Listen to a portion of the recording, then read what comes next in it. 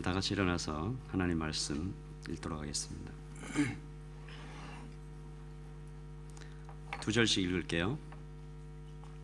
그때 헤롯 왕이 손을 들어 교회 중에서 몇 사람을 헤아려 하여 요한의 형제 야고보를 칼로 죽이니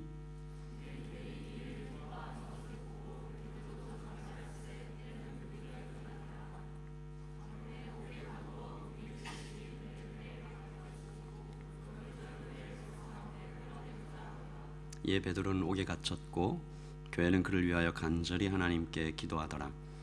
헤롯이 잡아내려고 하는 그 전날 밤에 베드로가 그 두 군인 틈에서 두 쇠사슬에 매어 누워 자는데 파수꾼들이 문 앞에서 옥을 지키더니 호련히 주의 사자가 나타나매 빛나며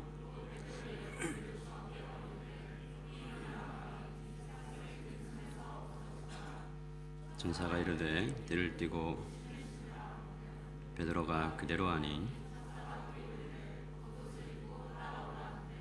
베드로가 나와서 따라갈새 천사가 하는 것이 생시인 줄 알지 못하고 환상을 본가 아니라 이에 첫째와 둘째 파수를 지나 시내로 통한 세문에 이르니 문이 저절로 열린지라 나와서 한 거리를 지나매 천사가 곧 떠나더라.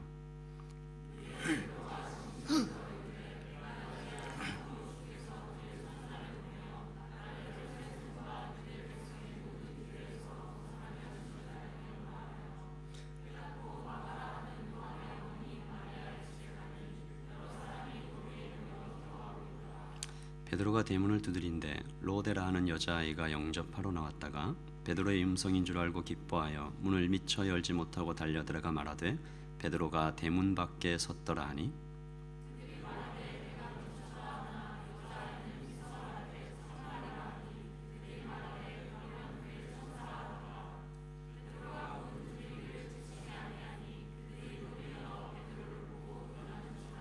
베드로가 그들의 손짓하여 조용하게 하고 주께서 자기를 이끌어 옥에서 나오게 하던 일을 말하고 또 야고보 형제들에게 이 말을 전하라 하고 떠나 다른 곳으로 가니라. 날이 새매 군인들은 베드로가 어떻게 되었는지 알지 못하여 적지 않게 소동하니 함께 읽겠습니다.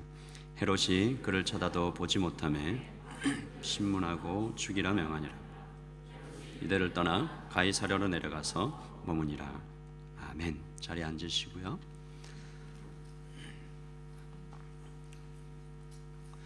우리는 지난주에 11장을 통해서 한 가지 질문을 던지고 함께 고민하는 시간을 가졌습니다. What would Jesus do? 예수님이라면 어떻게 하실까?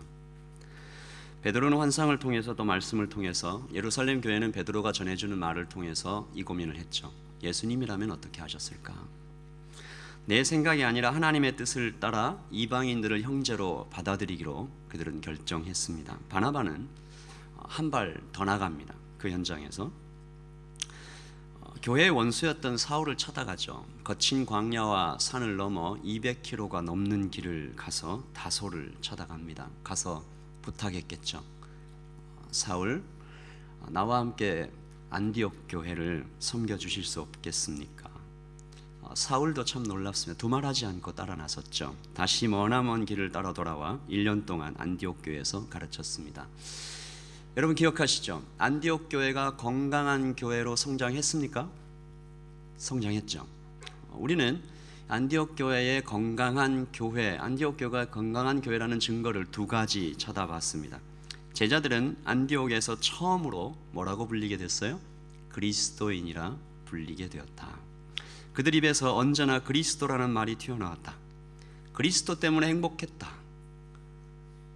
어려운 일을 당했지만 그리스도 때문에 이길 수 있었다. 내 인생의 목적은 그리스도다. 그리스도가 나의 인생을 살렸다. 그런 이야기들을 시도 없이, 쉼도 없이, 끝도 없이 해내니까 안디옥에 있는 이방인들이 저들은 그리스도인이다. 명예로운 별명을 붙여주었죠. 모든 이유와 모든 목적이 그리스도였다.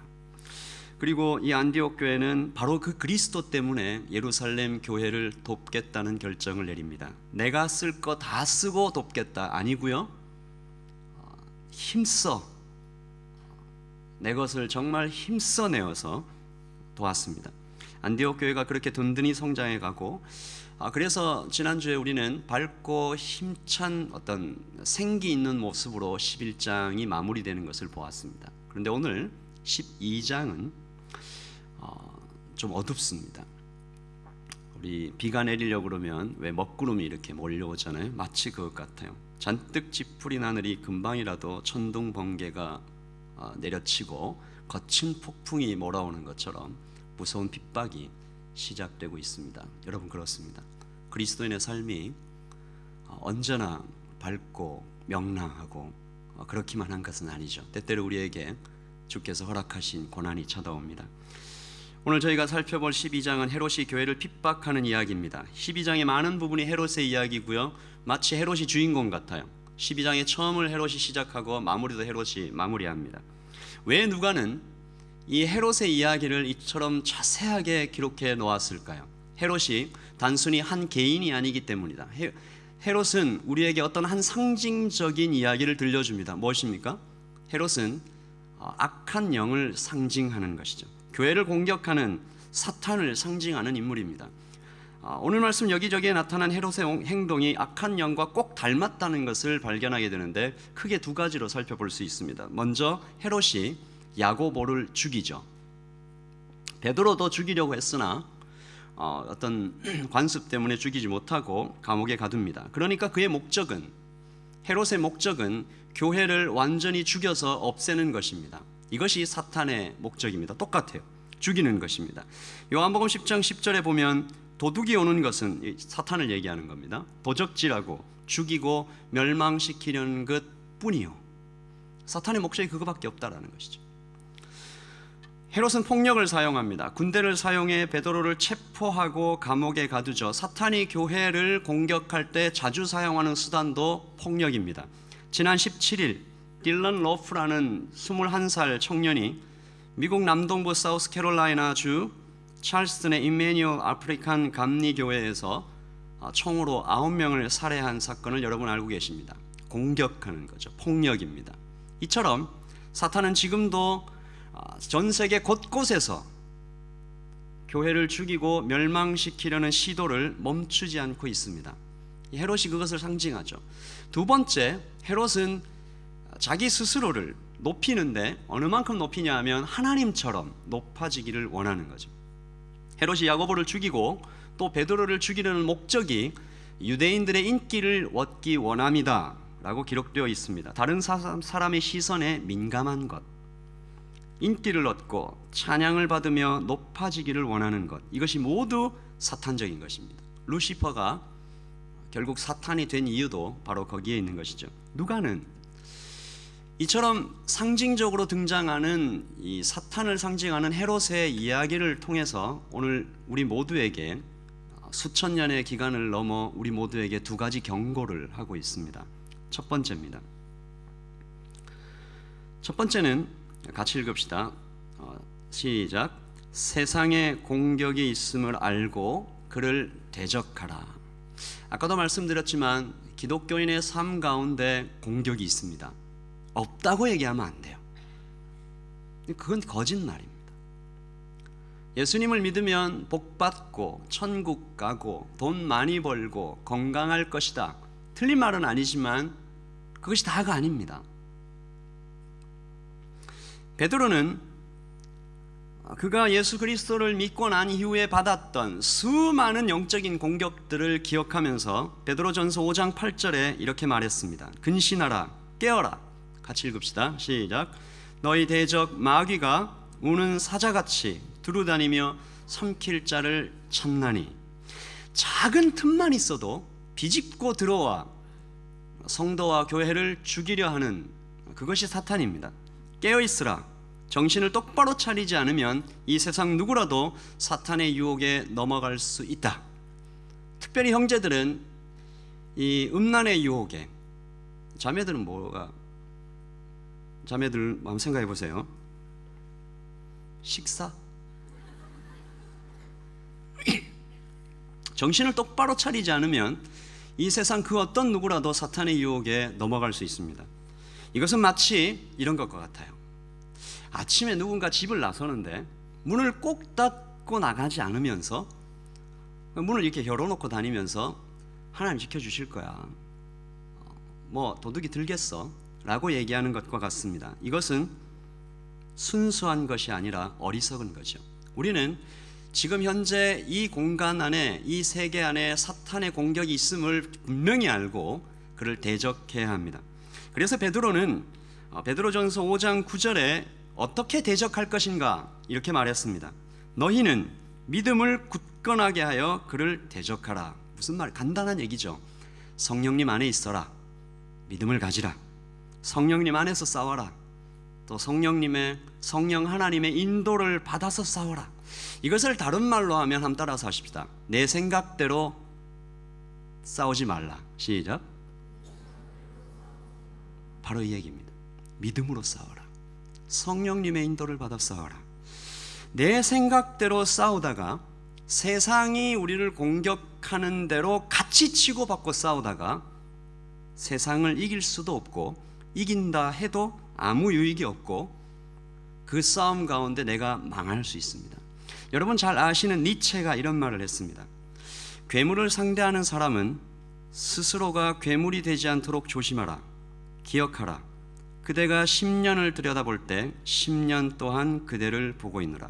제가 다시 한번 읽을게요. 괴물을 상대하는 사람은 스스로가 괴물이 되지 않도록 조심하라. 기억하라. 그대가 10년을 들여다볼 때 10년 동안 그대를 보고 있노라. 깊은 물을 들여다볼 때 그 깊은 물도 자신을 들여다본다는 얘기죠. 니체가 한 말을 제가 모두 동의하는 것은 아니지만 특별히 이 말 같은 경우 동의합니다. 우리는 세상과 싸울 때 아주 조심해야 되고 세상이라는 괴물과 싸울 때 내가 괴물이 되지 않도록 조심해야 되는 것이죠. 아까 제가 말씀드린 딜런 로프는 성경 공부반에 함께 따라 들어갔다가 거기서 성경 공부를 하는 척 하다가 9명을 살해했습니다. 여러분, 교회는 이 딜런 로프의 살인에 어떻게 반응했습니까? 딜런 로프의 가족을 찾아가서 보복했습니까? 죽였습니까? 아닙니다. 여러분 잘 알고 계시듯이 교회는 용서했습니다. 잠깐 그 동영상을 같이 보시죠.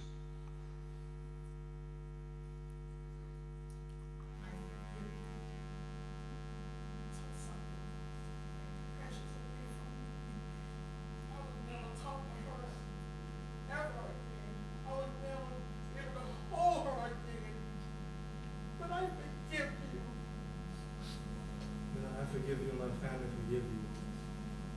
But we would like you to take this opportunity to repent. Repent. Confess. Give your life to the one who matters the most, Christ.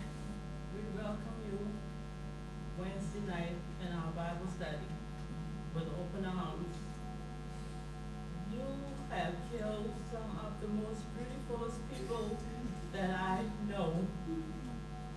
Every fiber in my body hurts, but as we say in a Bible study, we enjoyed you, but may God have mercy on you.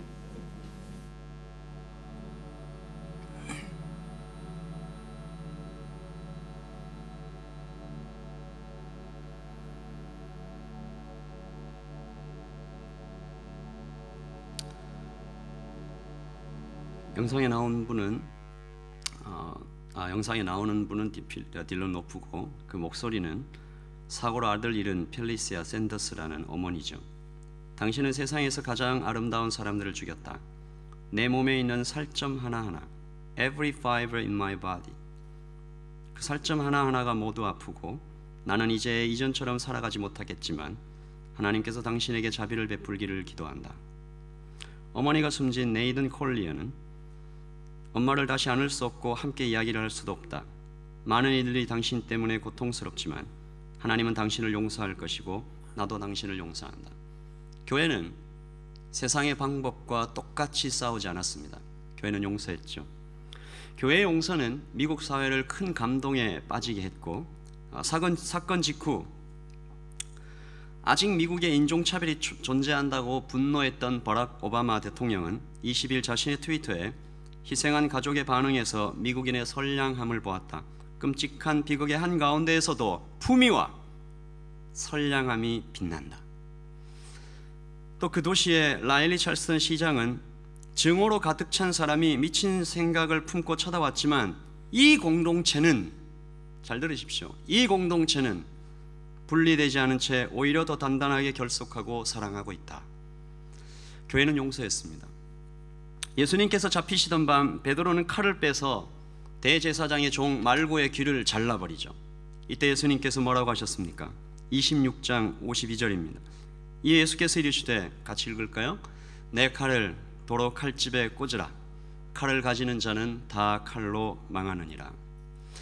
그러므로 오늘 헤롯의 이야기를 통해서 우리에게 주시는 두 번째 경고는 너도 헤롯이 되지 않도록 조심하라는 것입니다.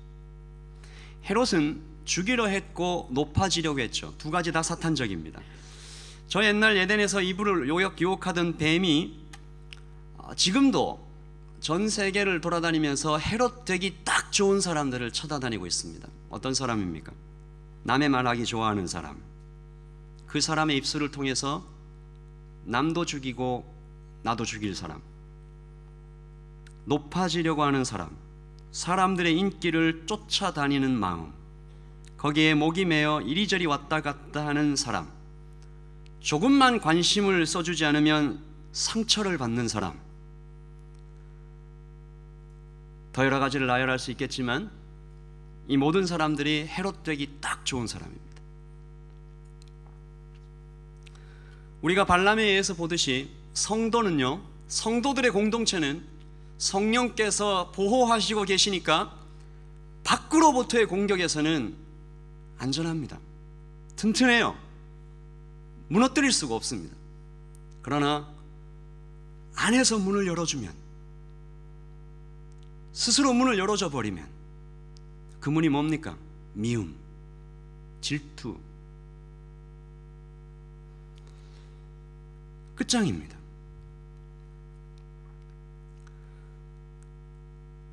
우리가 세상 속에 살죠. 그러나 세상의 방법대로 싸우면 안 됩니다. 이것은 마치 바다에 사는 물고기 같은 것입니다. 바다에 사는 물고기는 짠물 속에서 평생을 살고 그 짠물을 먹으며 살지만 그 물고기의 살은 결코 짜지 않습니다. 오늘 말씀 5절에도 헤롯의 공격을 받은 교회가 어떻게 반응했는지, 어떻게 대적했는지, 또 어떻게 헤롯이 되지 않고도 승리할 수 있었는지 분명하게 밝혀주고 있습니다. 같이 읽어봅시다. 시작. 이에 베드로는 옥에 갇혔고 교회는 그를 위하여 간절히 하나님께 기도하였더라. 짧은 구절이죠. 그냥 휙 지나갈 수도 있는 이 구절이 저를 일주일 동안 참 많이 힘들게 했습니다. 저는 처음에 이 말씀을 잘못 읽었어요.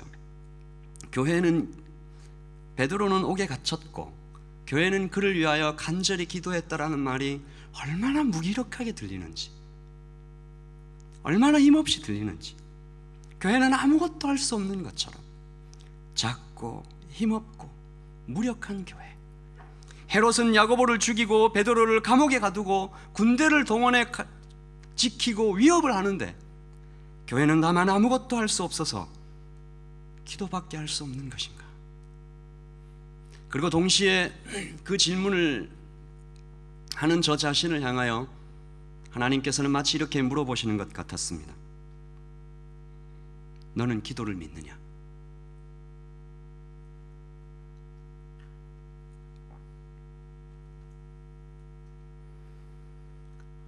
교회가 함께 모여서 기도하는 장면이 왜 너에게는 고개 푹 숙인 패배자의 모습으로 보이느냐? 너에게 기도란 도대체 무엇이냐?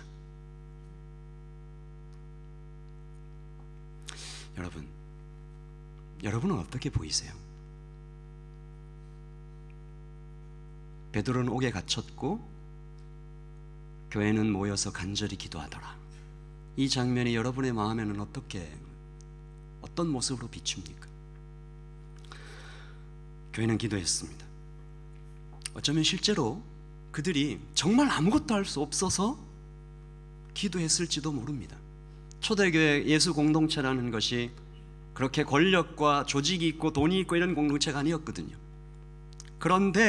그러나 교회가 기도밖에 아무것도 할 수 없을 만큼 정치적으로 사회적으로 힘이 없다는 것이 오히려 그것이 축복이지 않을까, 저는 그렇게 생각해 보았습니다.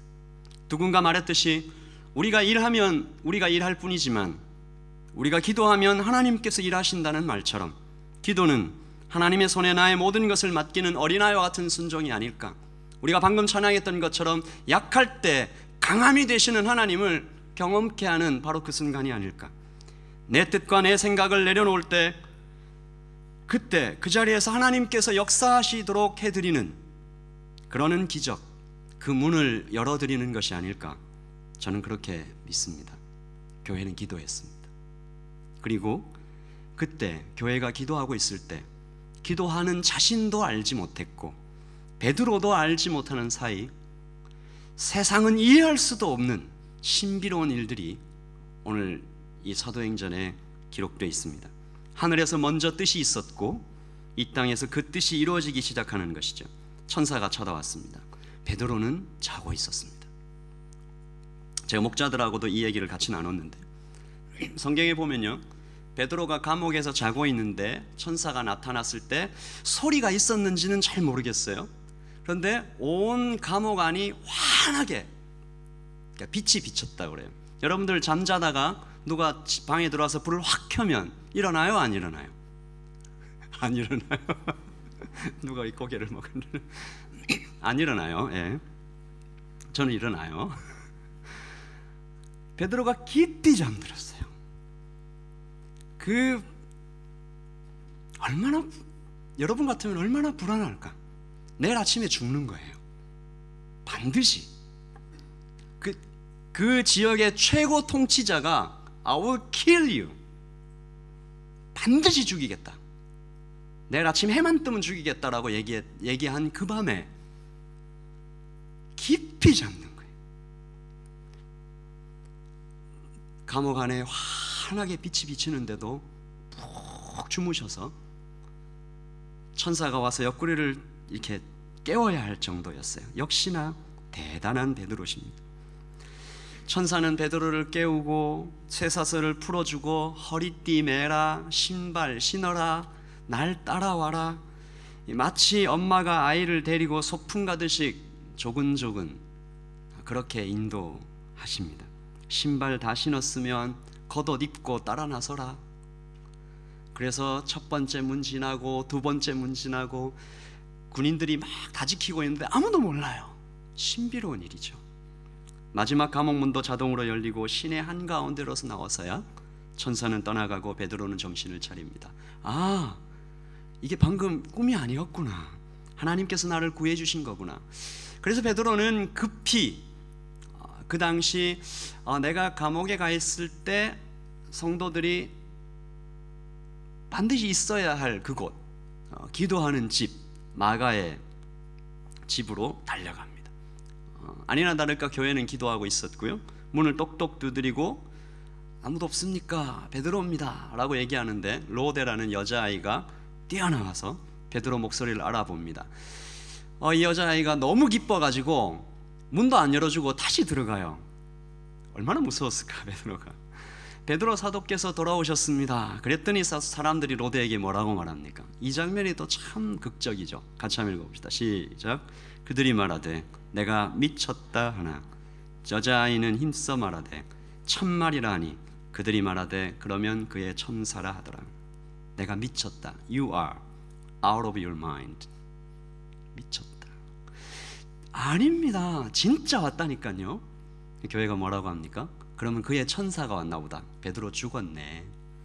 죽고 나서 이 죽음을 알리려고 천사가 온 거네. 그들은 다시 돌아와서 살아있는 베드로를 문 밖에 세워놓고 역사에 길이 남을 만한 부끄러운 대화를 나누고 있었던 것이죠. 도대체 왜 이런 일이 생긴 것일까? 오늘 이 이야기는 우리 모두에게 기도에 대하여, 하나님에 대하여 아주 중요한 교훈 세 가지를 알려주십니다. 우리 같이 한 번씩 좀 살펴보시죠. 첫째입니다. 저를 따라 하실까요? 시작. 기도가 칼보다 강하다. 다시 한번 크게 하십시다. 시작. 기도가 칼보다 강하다. 세상은 폭력을 쓰죠. 칼을 씁니다. 그럼 이길 수 있다 생각합니다. 칼을 압니다. 칼을 잘 믿죠. 목적을 위해서라면 어떤 칼이라도 사용합니다. 권력, 돈, 미모, 인맥, 학문, 내 마음대로 씁니다. 강하고 많은 칼을 가지기를 원하죠. 자신만만합니다. 그리고 지나쳐 교만합니다.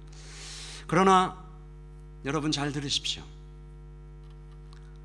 교회는 칼을 허락받지 못했습니다.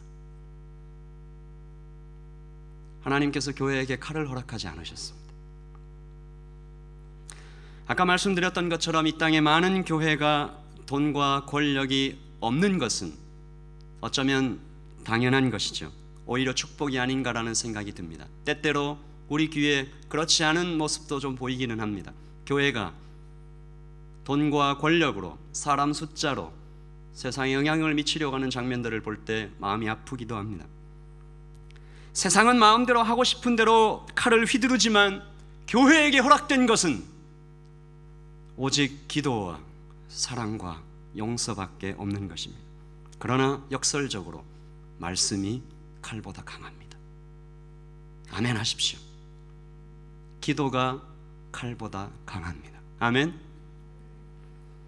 교회가 기도할 때 감옥의 문이 힘없이 부서지고 수십 명의 군인들이 아무리 지켜도 소용이 없었으며 헤롯의 칼은 부러졌고 오늘 말씀 12장 하반절에 보시면 헤롯은 마침내 비참하게 죽습니다. 이것 또한 상징입니다. 하나님을 대적하는 자, 교회의 기도에 대적하는 자, 이처럼 비참한 최후를 맞게 될 것이다. 벌레에 먹혀서 죽는다. 그리고 지금도 헤롯은 지옥에서 영원히 고통받고 있습니다. 두 번째입니다. 같이 읽죠. 시작. 기도를 했으면 믿으라.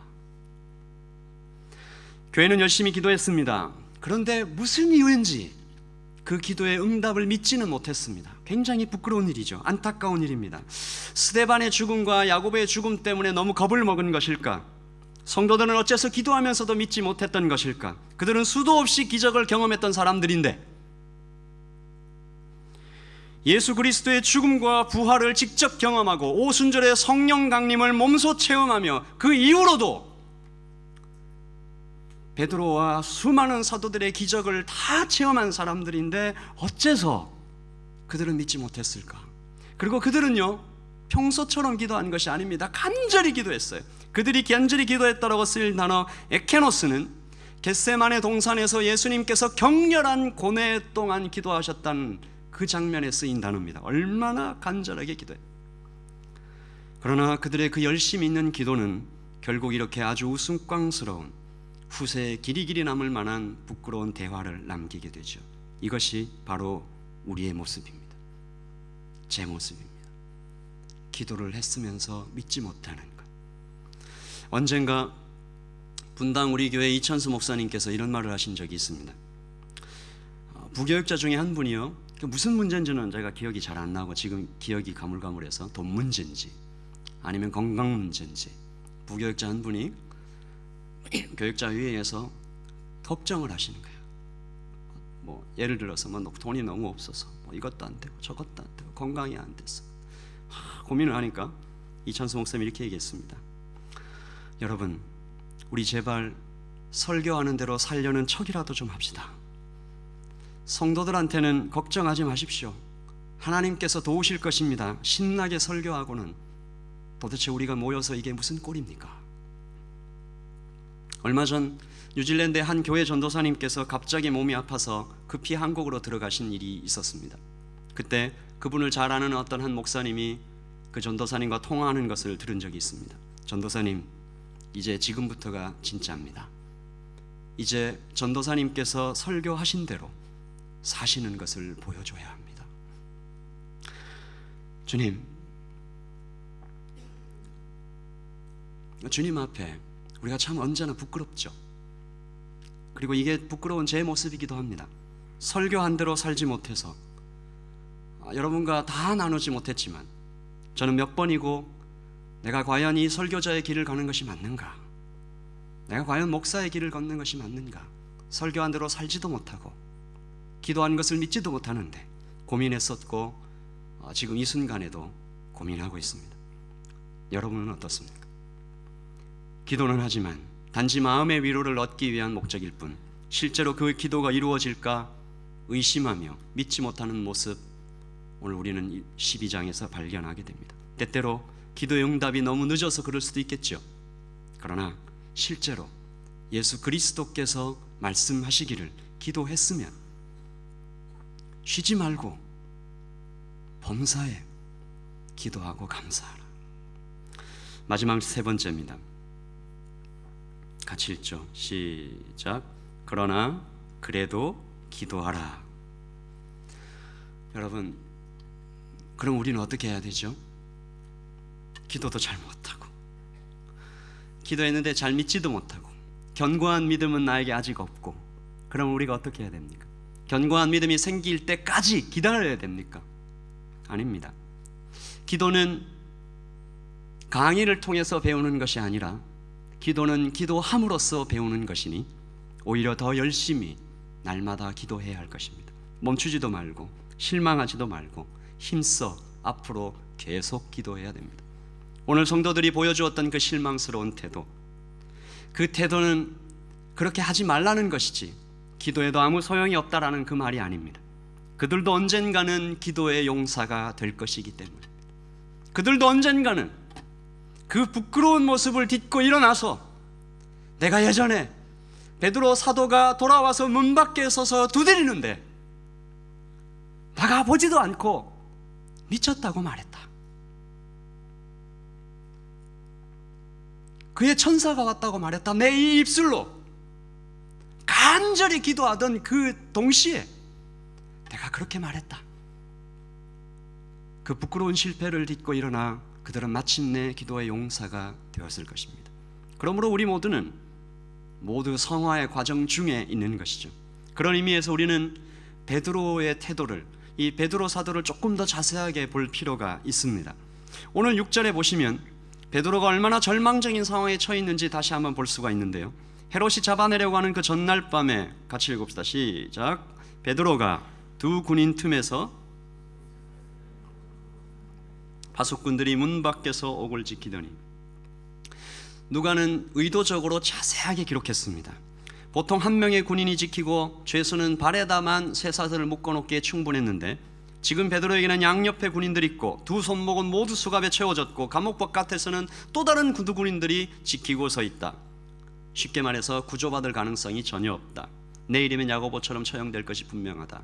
절망적인 상황을 극대화시켜 놓은 것이죠. 그러나 말씀드렸던 것처럼 베드로는 전혀 공포에 떨지도 않고 불안해하지도 않았습니다. 여러분께 질문합니다. 베드로가 처음부터 그랬습니까? 베드로가 예수님께서 잡히시던 밤, 네가 닭 울기 전 3번 나를 부인하리라, 그 말씀을 듣던 날 밤, 그때부터 그랬습니까? 아닙니다. 베드로는 비참한 실패를 경험한 사람들입니다. 그러나 그는 이제 그 많은 실패와 그 많은 죽음과 그 모든 것을 겪어 이제는 깊이 잠이 들 만큼 평안했고, 천사도 놀라고 아마 군인들도 적지 않게 놀란, 어떻게 베드로는 이렇게 위대한 평안을 누릴 수 있었을까? 저는 지난주에 한 사진을 보았습니다. 그 사진에 이런 글이 적혀 있었습니다. 사진을 한번 보여주시죠. 그 사진에 써 있는 글을 읽지 않았으면 제가 그 사진에 있는 표정을 믿을 수가 없을 만큼 이렇게 적혀 있었습니다. 사랑하는 가족과 믿음의 형제, 자매들과의 마지막 안녕을 구하는 이란의 크리스찬 형제입니다. 마치 무슨 소풍 가듯이 그 표정을 보면, 그리고 마지막 문장은 이렇게 끝납니다. 순교는 내가 예수님과 함께 이미 십자가에 못 박혀 죽은 자가 죽음을 확인하는 과정일 뿐입니다. 여러분, 이 이란 크리스찬 형제의 표정은요, 전 세계에서 딱 한 명한테 발견된 그런 표정이 아닙니다. 역사에서 우리가 수도 없이 보았던 바로 그 표정입니다. 스데반의 얼굴에서 보았고요, 로마의 핍박에 죽어간 많은 그리스도 형제들에게서 보았고, 또 우리 가깝게는 북한의 그리스도 형제들, 크리스찬 형제들, 중국의 크리스찬 형제들이 마지막 순교하는 현장에서 보여주었던 바로 그 표정입니다.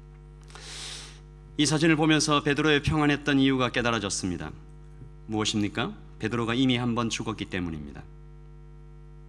그는 여러 번 죽었죠. 그는 주님을 배반할 때 한 번 죽었고, 주께서 부활하실 때 또 죽었고, 주님께서 베드로를 쳐다와 내가 나를 사랑하느냐 3번 부르실 때, 내 양을 먹이라 3번 부르실 때 또 죽었습니다. 그러므로 베드로는 죽어도 이미 몇 번이나 죽었어야 할 목숨, 주께서 살려주신 그 목숨 붙잡고 있다는 것이죠. 죽음은 끝이 아니며 오히려 사랑하는 주님과의 만남이라는 것을 그가 깨달았을 때, 베드로는 죽음의 땅에서 하늘의 평안을 누리며 깊이 잠들 수 있었던 것입니다. 그러므로 그가 겪었던 그 기도의 시간들, 그 죽음의 시간들, 그는 처음부터 위대한 사도가 아니었다라는 것입니다. 그는 그가 아주 미미한 믿음을 가지고 있을 때조차도 그때부터 기도를 쉬지 않고 계속했다라는 것이죠. 그는 많은 실패와 또 많은 시간들 속에서 기도의 용사로 단련되어 온 것입니다. 그러므로 사랑하는 청년 여러분, 그래도 기도해야 합니다. 그래도 계속 기도해야 됩니다. 언제까지 기도해야 됩니까? 기도가 칼보다 강하다는 것을 알고 기도해야 됩니다. 기도를 했으면 믿어야죠. 비가 오게 해달라고 기도했으면 우산을 들고 나가는 것입니다. 믿음의 근육을, 기도의 근육을 키워야 됩니다. 언제까지 기도해야 됩니까? 웃으며 죽을 수 있을 때까지 기도하는 것입니다. 참혹한 죽음이 내 앞에 있을 때에도 깊고 평안하게 푹 잘 수 있을 때까지 기도하는 겁니다. 천사가 와서 이런 상황에서 자는 베드로를 보고 놀랄 때까지, 그 믿음의 경지에 이를 때까지, 그때까지 기도하는 것입니다. 내 안에 미움이 점점 사라지고 그 어떤 사람이라도 용서할 수 있을 때까지, 그때까지 기도하는 겁니다. 왼뺨을 때리면 오른뺨을 돌려댈 수 있을 때까지, 십자가를 묵상하고도 바짝 메말라 있던 내 사막 같은 마음이 주님이라고 부르기만 해도 눈물이 펑펑 쏟아질 때까지, 나의 이 마음이 주님을 닮아 온유하고 부드러워질 때까지, 그때까지 기도하는 것입니다. 아무도 알아주지 않아도 주님의 일, 남의 일 기쁨으로 감당할 수 있을 때까지 우리가 그때까지 기도합니다. 나와 아무 상관이 없지만 죽어가는 저 영혼이 불쌍해 견딜 수 없을 때까지, 그래서 내 휴가와 내 시간과 내 모든 것을 동원해 세계 곳곳으로 발걸음을 옮길 수 있을 때까지 우리는 그때까지 기도하는 것입니다. 그래도 멈추지 않고 계속 기도하는 것이죠. 그 기도의 과정 중에 여러분은 신비로운 일들을 경험하게 되겠죠. 하나님의 뜻이 하늘에서 이룬 것처럼 땅에서 이루어지기를 원하실 때, 그 기도의 사람, 멈추지 않고 계속 기도해가는 그 사람 한 사람을 쳐다내시고 그 기도를 통하여 이 땅에 신비로운 일들을 행하실 것입니다. 바로 여러분이 바로 그 전달자가 되어주시기를 예수 그리스도의 이름으로 축복합니다. 기도하겠습니다. 아버지 하나님, 감사합니다.